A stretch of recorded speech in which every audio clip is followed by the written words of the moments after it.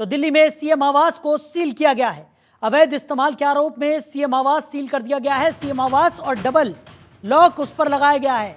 तो सीएम आवास खाली करने और हैंडओवर मामले में ये सील करने की कार्रवाई की गई है। आम आदमी पार्टी का बड़ा दावा है कि सीएम आतिशी का सारा सामान बाहर निकलवाया गया। इतिहास में पहली बार सीएम आवास खाली कराया गया है। सीएमओ की तरफ से ये बयान सामने आया तो बीजेपी के इशारे पर एलजी ने जबरन सीएम का सामान बाहर निकलवाया। सीएमओ की तरफ से ये बड़ा बयान सामने आया है। बड़ी खबर आपको बता रहे हैं। आम आदमी पार्टी का बड़ा दावा कि सीएम आतिशी का सारा सामान बाहर निकलवाया गया है। इतिहास में पहली बार सीएम आवास खाली हुआ है। ये बड़ा दावा सीएमओ की तरफ से किया गया। सीएमओ ने कहा कि बीजेपी के इशारे पर सामान बाहर निकाला गया।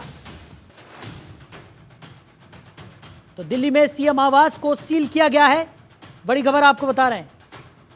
तो अवैध इस्तेमाल के आरोप में ये सीएम आवास सील कर दिया गया है।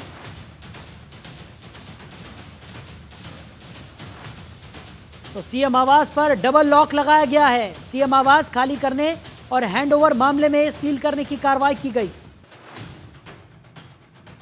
वहीं आम आदमी पार्टी की तरफ से बड़ा दावा किया गया है। बताया जा रहा है कि सीएम आतिशी का सारा सामान बाहर निकलवाया गया।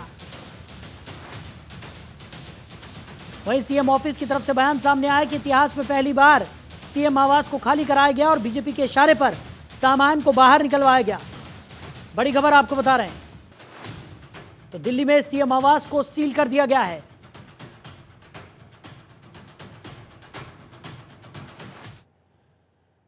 उधर दिल्ली में सीएम आवास को लेकर विवाद लगातार बढ़ता जा रहा है। कल सीएम आवास को सील भी कर दिया गया।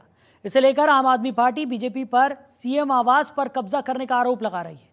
वहीं एलजी की ओर से कहा गया है कि अरविंद केजरीवाल ने आतिशी को आवास हैंडओवर करते वक्त नियमों की अनदेखी की है। तो खबर पर ज्यादा जानकारी के साथ हमारे सहयोगी नमित त्यागी हमारे साथ जुड़ गए हैं। सीधा रुख करेंगे। नमित, जिस तरीके से सीएम आवास को लेकर अब एक बार फिर भारतीय जनता पार्टी और आम आदमी पार्टी एक दूसरे के आमने सामने हो गई हैं, नियम क्या कहते हैं और जो ये कार्रवाई हुई है उसको लेकर किस तरीके का घमासान देखने को मिल रहा है?